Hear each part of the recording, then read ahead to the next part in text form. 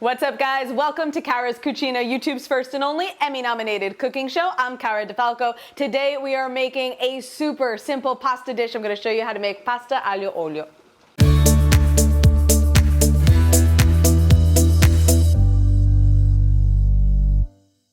By far and away, this has got to be one of the easiest pasta dishes you will ever make. A handful of ingredients and half of them are optional. So we've got olive oil here, about 3/4 a cup.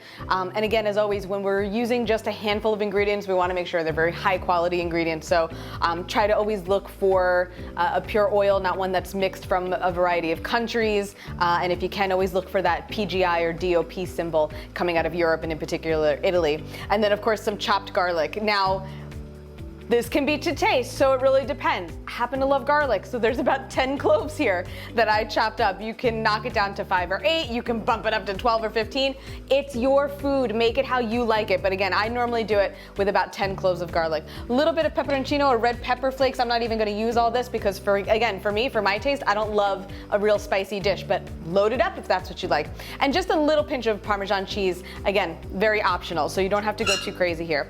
We have our pan heating up, we've got our water boiling, so I'm actually gonna get our pasta in. And in this dish, a long pasta works. The classic dish is generally made with spaghetti. So a spaghetti, a bucatini, a linguine, any one of those will work well here. But just a long spaghetti because it's a really thin sauce, so there's nothing really that needs to be scooped up or held by the pasta. We'll get this in, we'll get this cooking. Okay, and in the meantime, I just have my pan over medium-low heat. And we're gonna add our olive oil. Now again, if you wanted, you could also combine a little olive oil and butter if you prefer that taste or that flavor, but the olive oil alone works beautifully here.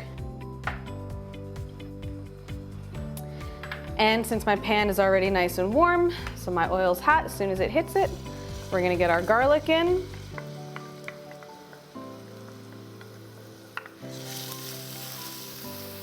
And we just want to let this go till it becomes flavorful. So it doesn't even cook for more than a minute.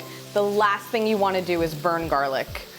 It will become very bitter in flavor. Really the idea here is just to flavor the oil with the garlic, let the garlic start to release its flavors.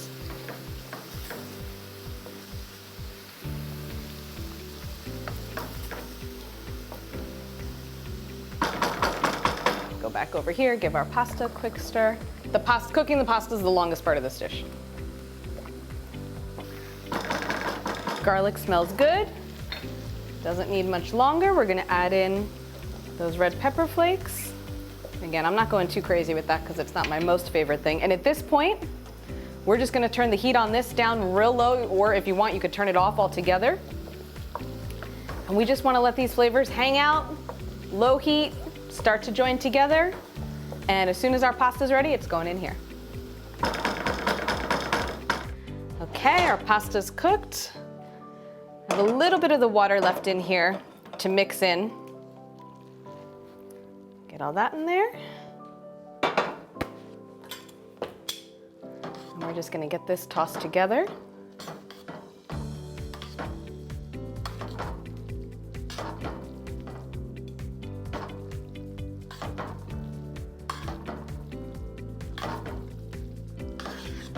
That garlic in there. And again, even with the garlic, how fine you chop it, how big, that's up to you. Some people do it in whole slices. I don't like to bite into a big piece of garlic, so I'll chop it pretty fine.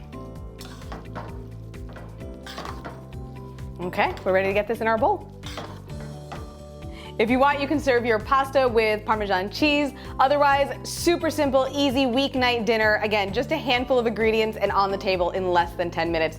As always, you can find the recipe at caradifalco.com. You can follow me, Facebook and Instagram at Cara Di Falco for more delicious food and dinner ideas.